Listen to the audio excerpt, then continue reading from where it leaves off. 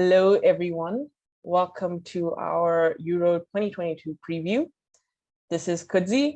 I'm going to say my surname and I know people are going to forget it, but anyways, Kudzi Musarurwa. And I am joined by André Carlisle from Diaspora United and Chelsea affiliated programs. What's up, André? What's going on? How are you doing? I'm good. So as you all know, we are going to be doing our Euro 2022 preview just before the tournament kicks off. Whenever this drops, it'll be before the tournament. And essentially what André and I wanted to do today or tonight was just to figure out who we think is going to make it from the groups, discuss the groups, who we think is going to be in the quarterfinals, semifinals. We'll try and get to the final. We're still not sure about that one yet. But the plan is to go through, talk about it, and hopefully come to a consensus about some of the groups. And yeah, and hopefully we're not completely off base at the end of all this. André? Yeah, being completely off. But to be honest, who knows? We might be, we might not be. It's fine. The international tournaments are weird, but I'm excited. I'm very excited. I'm super excited for this tournament. And we were talking beforehand, and I was just like, oh God, there are a whole lot of decisions to make and things that could happen. So yeah, let's talk about it. Yeah, I know. It's just like trying to fit all the competitions happening in the next month into like your brain. Right. It's going to be hard. But today we're going to be focused on the Euros. Well, you don't say the Euros, do you? You say the European Championships. I know a lot of Europeans don't like us saying Euros. It's supposed to be European Championships. So that's what we should call it. I learned something already because I just been saying Euros. So sorry, y'all. Yeah, that was something I picked up a while ago. I could think of the last European Championship that they don't like it being called the Euros. Okay, so just so everyone is aware, we're just going to go through each group. We're going to say all the teams in each group, and then we're going to discuss who we feel or who we think is going to make it through as the group winner, the runner-up, and in some cases, in some of the groups, we're going to try and figure out the winners, even though we're not sure, the runner-ups, even though we're not sure, and then we're also going to try and pick a surprise team, really, not just in the groups, but throughout the competition as well. All right. Okay. We're good to go, right, on this? Yeah. Let's do it. You want me to start off introducing Group A? Yeah, go ahead. All right, let's do it. So Group A, this one fairly straightforward. We got England, we got Norway, we got Austria, we got Northern Ireland. I'm probably gonna talk about a key game before we talk about winners and surprises. So for me, I think it's obvious, right? It's England versus Norway. That's gonna be the match. Yeah, 100%. I mean, we can list off the names if you want, but it should be fairly obvious that the big one is Ada Hegerberg is back with Norway. I mean, anyone who follows the sport knows that is a huge deal. Yeah. And the fact that she just came off for a great season with Lyon, coming back from 2 long-term injuries, not one, but 2 long-term injuries. She came back and it didn't really take long to find her groove again, did it? No, not at all. She's that. I love that this has come to this analysis has come to women's soccer. Got that dog in her? If you want somebody who's got that dog in them, it's Ada Hegerberg. So I'm really excited to see what this Norway team looks like with her because she changes teams. Yeah. And, obviously, if you're talking about Norway, you also have to talk about, Guro Reiten. You also have to talk about Caroline and Graham Hansen. I'm going to let André talk about Guro Reiten because that's his Chelsea player. And, André's all about Chelsea. So go ahead, André. Facts. Yeah. Honestly, I'm gonna be real. I know Chelsea was chasing a title, and this ain't a Chelsea thing, so I'm not gonna get into all of that and how that went down. But I just every time Guro was instrumental in the past couple months of that. She started a lot of matches, scored some really key goals, and every time I just kind of looked at her performance out wide on the left, I was thinking as clinical as she is with her left foot delivering crosses in, I couldn't help but stop myself and think imagine if this is going to Hegerberg. I want to see that link up so bad because I think that is just the potential to be devastating. And so I'm really, really excited about it. But of course, Norway has a lot of talent, really talented players in attack, midfield, defense. Yeah, just a little bit. I mean, before we get to where we think Norway might have a little bit of a problem, we have to, of course, talk about Caroline Graham Hansen. How can you not? if you have been watching Barcelona at any point between the last 2 seasons and you still don't know what she's about, then I feel sorry for you. But she is probably one of the most electrifying attackers around in the world. Like, just not in terms of pace and power, Andre, pace and power. Oh no, you But did it. yeah, I did it. I put it there. I put it there. But she's also just great technically, and she understands spacing so well, not just in terms of getting herself into position, but also when to pay the right pass to find her teammates in the box. Now, she hasn't had a lot of time training with Hegerberg, obviously because Hegerberg just came back from, the dispute that she had, let's put it like that, the dispute that she had with the Federation. But when you have players as talented as Graham Hansen and as Hegerberg, it shouldn't take them too long to just click. And in some of the friendlies that I managed to catch before the tournament started, you could see it was there, right there. All they need is a couple more minutes together, and it's just going to be beautiful to watch. Yeah, I Caroline Graham Hansen is incredible, but it's funny that honestly don't let the Champions League final fool you. Like Selma Basha did work, but against just about anybody else, she torches them. So like, yeah, I like that Norway attack should just be outrageous, and so I'm really looking for. I mean, it's perfectly balanced. You got a player who excels playing wide right, as a right forward. You got Egerberg who's in the center, and then you have Wrighton on the left. I don't know if Wrighton will start. We'll see. But I honestly, I want to see that. Like that's the lineup that I want to see, because I think they can cause the most problems to a defense, in particular, perhaps England's defense.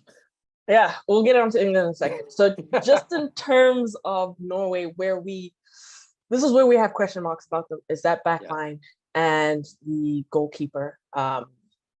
It's not as solid as you'd want from a team as good as Norway. Again, from some of the friendlies I watched, I'm blanking on who they played recently. There was a game they played when it was like in the snow and stuff like that. I can't remember who it was. That game, yeah. But and they were playing that team.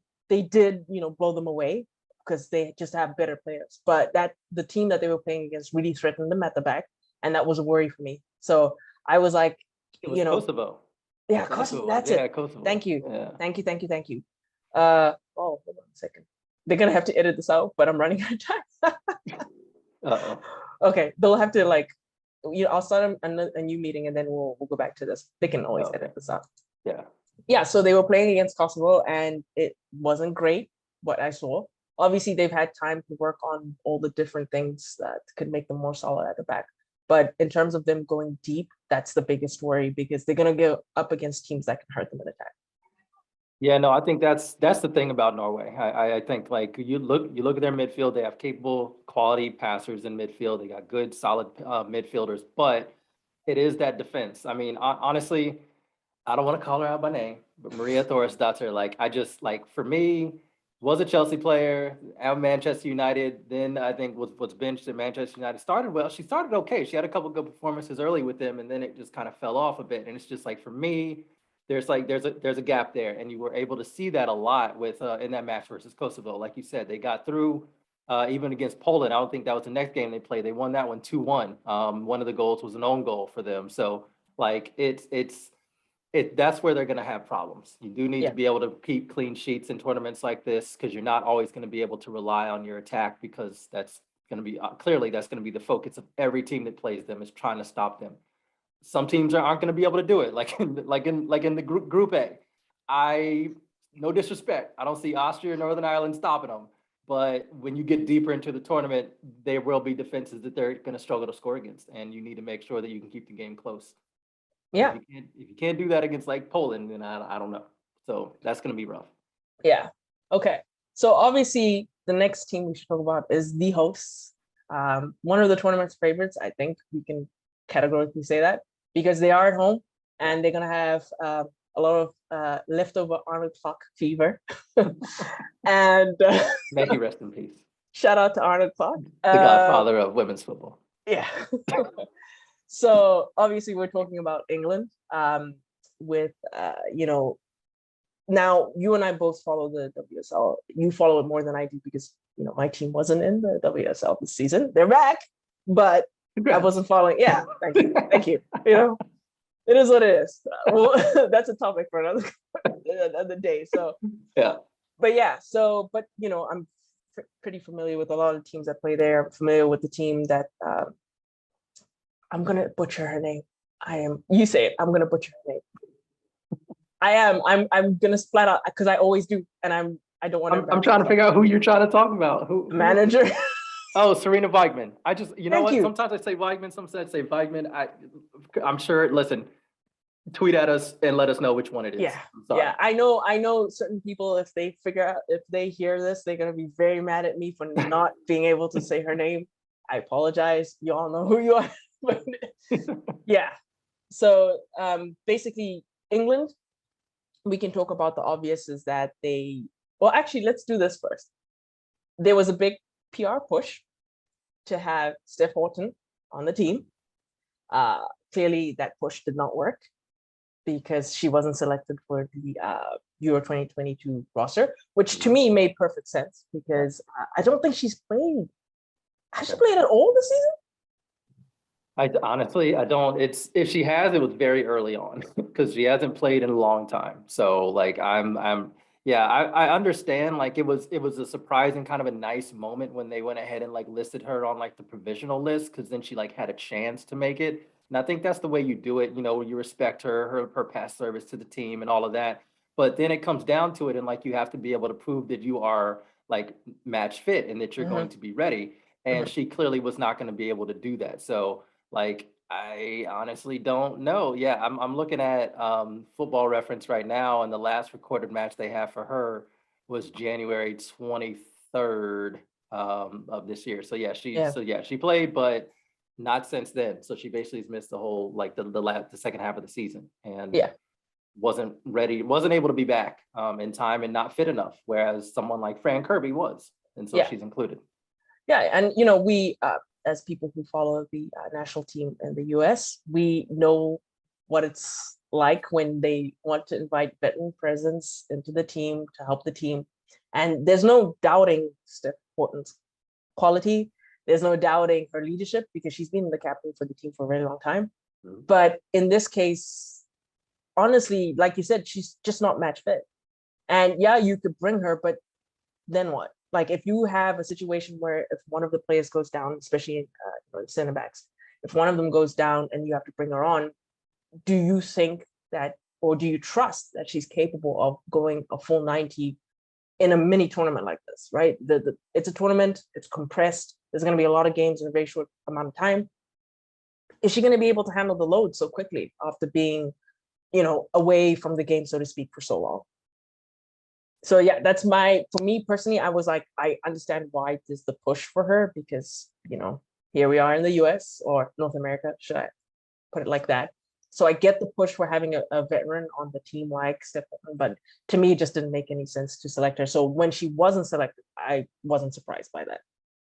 So now, if we circle to the people on the team, obviously we should talk about the fact that Leah Williamson has been made the captain of the team, which I thought was a great choice. Yeah. She's been, I know Arsenal, didn't quite get over the line in the Champions League and especially in the WSL, but Williamson has been one of their best players. She's been rock solid for Arsenal the entire season. So to me, it didn't surprise me at all to see that she was named captain for the team and named, obviously, I'm assuming she's going to be one of the center backs, the starting center backs. I don't know. That's kind of the interesting thing, right? Yeah. I don't know where she's gonna end up playing. Sometimes Weigman likes to put her in midfield, and actually, personally, in the international competition, I like her in midfield quite a bit. I think she's got very clever passing. She's good at ball retention. She's also, because she's a natural center back, very good at understanding those attacking spaces and cutting them out. So I like her kind of sitting in front and protecting the back line. I like to see that role for her. So I don't know, but then of course, as we talked about, like Norway's defense and maybe being a little leaky, I love Millie Bright, and she had an exceptional year for Chelsea. She really did. She was one of the players of like Chelsea's season. She stepped in because Magda Eriksson was injured a lot. Came on and they were able to rekindle that pairing later in the season, which really helped. But Millie Bright really locked it down for the majority of that season, or maybe not the majority, but a big chunk of that season when Chelsea needed to get results and not allow goals. And she was excellent this season. So she's in great form, and you look at like, who's she going to pair with? She's got Wubben Moy back there. You got Alex Greenwood, that's, that's kind of where I'm at with that. I don't like that pairing isn't like the most solid with me. So you may be right. They may have to stick Leah Williamson in there, but if she does that, then you're moving her from midfield. And I don't think you have another midfielder with her profile and capabilities to be in there with her. You still have a strong team, Yeah. but I just think it's stronger if Williamson can play in midfield. But that's kind of something I guess we're gonna have to see it. Yeah, I mean, if the plan is to go, for example, Lucy Bronze, Millie Bright, Alex Greenwood, Jess Carter, maybe? Or if not Alex Greenwood, maybe Ruben Moy. Sorry. Yeah, I could see that being the back four that she might go with and then stick Williamson in midfield. But if she's not comfortable with that, then she'd push Williamson back into the back line. Sorry, she being Serena Wakeman. And then who'd you put in midfield? I'd say Kirby, obviously. Stanway and Walsh. I was gonna say it Walsh definitely. This is the thing. There's so many questions if Williamson can't be in there because then you don't know. Like I also really like Jill Scott. Yeah. But I don't know if she like could play like a full tournament. If you should mount her for a full tournament, I think she has some games where she could step in and really do a job. So like I don't really know. To me, that's a conundrum. Are you able to get away with putting Williamson in midfield and having your strongest team, or do you have to move her to the back line and then you have to kind of shuffle the midfield around? And I honestly, even though, like we said with Steph Horton, like it was good that she kind of got the opportunity to prove herself, and then eventually they realized like you're not actually fit, so we can't take you. Fran Kirby was able to show that she can play minutes. We see that she's been in training. They're posting videos, seeing photos of her in training. I honestly don't know how fit she is. So Fran Kirby's one of those players though, where when she comes back in stellar form. But if she's not fully ready to be back yet, then you have questions. Then who plays kind of like that number 10? Obviously, you're going to have Hemp and Mead on the kind of like the wide forward attacking areas. Yeah. Right? That's what you're going to do. But in terms of like the midfield and who plays at 10 and also who's the 9, we're not going to go there. We're not going to go there. Oh, yes. So, I mean, I'm assuming Ellen White is going to be the 9. I just don't see that changing anytime soon. Okay, so to answer the question, should Ellen White start as the number 9? Oh boy. To be honest, when I look at the options that they have right now in terms of the who can play in that number 9 role, the answer would be yes, because who are the other options? Alicia Russo? Ella Toon, maybe? But the rest are all like wide forwards, right?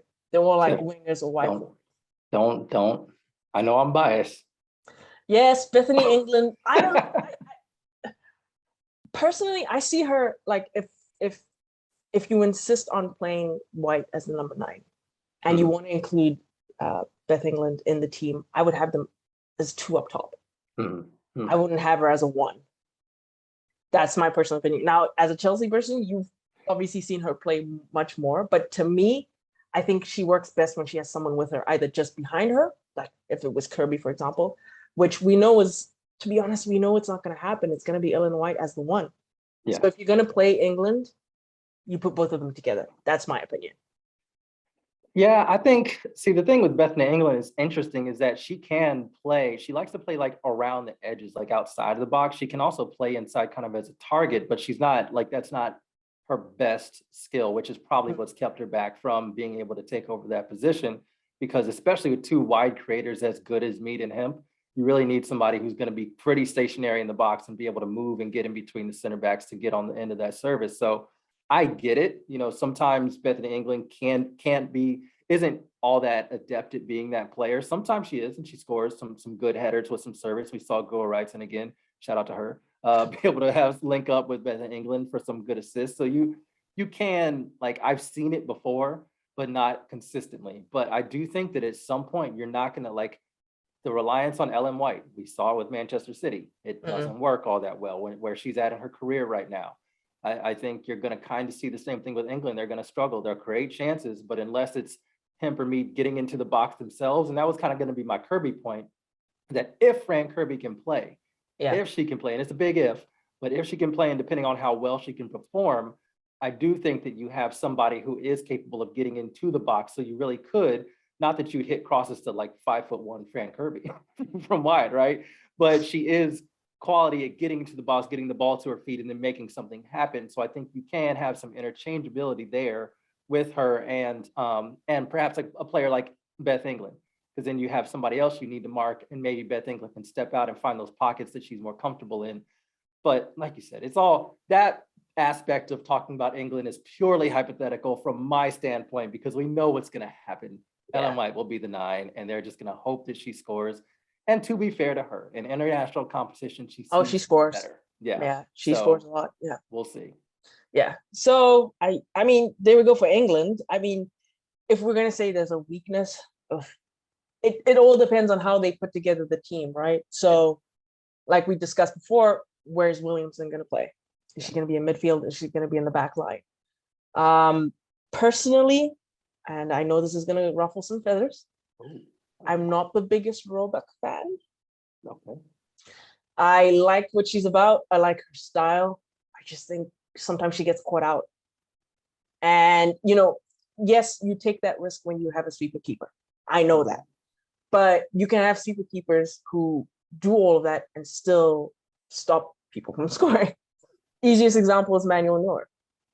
If you're going to talk about it in terms of like women, like who is a sweeper keeper who doesn't get caught out that often, Endler isn't really a sweeper keeper, but if you ask her to play that position, she can. And it's very rare for her to get caught out. Very, very rare. So that's just my personal opinion. I'm not saying that she shouldn't start or she shouldn't be the number 1 for England. I think of the collection that they have right now, unless Hampton makes like leaps and bounds over the next couple of months, right? I was going to ask you, because I think they have 2 keepers who they have Mary Earps, they have Hannah Hampton, and they have Ellie Roebuck. I don't know if all of them are going. I haven't looked at the list actually to figure out if they all 3 are going. Yeah, I think so.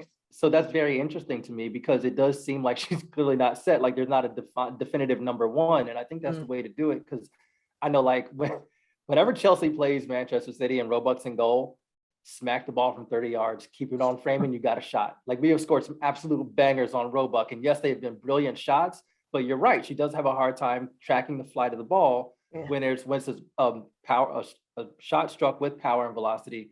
She doesn't track it all that well. So I do think that is something, particularly in international tournament, you're gonna have players out there who are capable of hitting 30-yard shots on frame. That's kind of gonna be important. So I'm with you. I don't know if Roebuck is your number 1. I think she's excellent for build-up play. I think her distribution is very good. And I think she's a good keeper, a shot stopper. But she does have a pretty clear weakness. And watch any Chelsea game versus Manchester City, just about, and you'll see what that weakness is. Yeah, fair enough. Okay. So let's move on, because we talked enough about England and Norway. And I mean, I think people can guess that we think those are the 2 teams that are going to make it out of Group A. It should be fairly obvious. So the other 2 teams that we have in Group A are Austria and Northern Ireland. So I'll talk a little bit about Northern Ireland, because they have one player in particular who I am very familiar with. And that's obviously Rachel Furness. She plays for my team, Liverpool. And even at 33, she has been one of the best players that Liverpool had last season. And I'm hoping that now that they're back in the WSL, people can really see once again how good she is, even though at 33. She's a great midfielder. Like anything you want from a midfielder, you can get from her. She's great defensively. She can pass. She can score, whether it's with her feet or with her head. Like she's the perfect, I guess box to box is the best way to put it. She's the perfect box to box midfielder. She's great. And if Northern Ireland is going to do anything, it's going to be through her. That's my personal opinion. I can't, to be honest, I'm not up on the Northern Ireland team as much. I know they got like Simone McGill and some other players who I think are talented, but just it's unfortunate for, I think, Austria and Northern Ireland that they're in this group, because I think talent level, England and Norway are just ahead. Now they're not going to be easy to break down. Like you're not going to see some ridiculous score lines, but you do expect 3 points from, the 2 teams at the top to pick up 3 points in both of those matches, which is, to me, like England versus Norway is pretty much going to decide the group. So sorry, Austria. I know we didn't even really talk about you. But, I mean, we can always just mention that. Yeah, we can do real quick with Austria. And I think for me, the person to watch, or the player to watch with Austria, is Sarah Zadzo. And again, if I'm butchering a name, I apologize. English is not my first language. Some of these names just do not appear in my lexicon. So Okay, but for me, she would be Austria's, I think, key player, right? Oh, I think so. And if we talk about a player who has the ability to hit a 30-yard banger, it is her. So Yeah, if Roebuck's in goal and Austria is playing, give it a shot. yeah. Actually, do 2 or 3 just to And test it, just to test her, just to see where just to she's at. see. Yeah, yeah, yeah. Yeah, So get I would, yourself an yeah, early goal from a banger, and then game on, right? yeah, that's true. And as she's shown with Bayern this season, that if you need her to be that player that you reach out to on in transition on the counter, she can be that player, and she's pretty good in front of goal. So Yeah, I'm assuming Austria, for the most part, are going to be doing that, digging in deep, parking the bus, so to speak, and then trying to hit these teams on the counter, especially Norway and England.